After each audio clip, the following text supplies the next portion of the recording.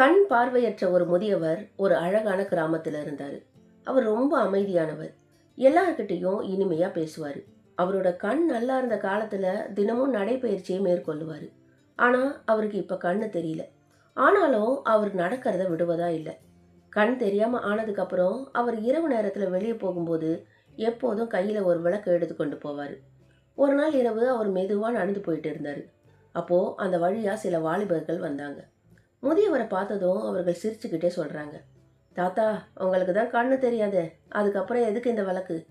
அவர்கள் பேசுறது கேலி மாதிரி இருந்தது. கேலி மாதிரி இல்ல, கேலி ஏதோ செஞ்சாங்க. முதியவர் அதுக்காக கோபப்படல. அமைதியா சிரிச்சுக்கிட்டே சொல்றாரு, எனக்கு கண்ணு தெரியாது உண்மைதான். ஆனா இந்த விளக்கு நான் எனக்காக எடுத்துக்கிட்டது இல்ல. உங்களை போல நல்லா கண்ணு தெரிஞ்சவங்க என் மேல மோதாம இருக்கதான் இந்த விளக்கு. அந்த வார்த்தைகள் வாலிபர்களுடைய மனசை சுருக்குன்னு தைக்குது. அவங்களுக்கு வெக்கமாயிடுச்சு. தாத்தா, எங்களை மன்னிச்சிடுங்க, நாங்கள் உங்களை கேலி பண்ணிட்டோம் அப்படின்னு மன்னிப்பு கேட்குறாங்க. இந்த கதையிலிருந்து நாம் கற்றுக்கொள்ள வேண்டிய பாடம், மற்றவர்களை கேலி பண்ணுறதுக்கு முன்னாடி அவர்கள் நிலைமையை புரிஞ்சுக்கணும். அதுதான் உண்மையான மனித தன்மை.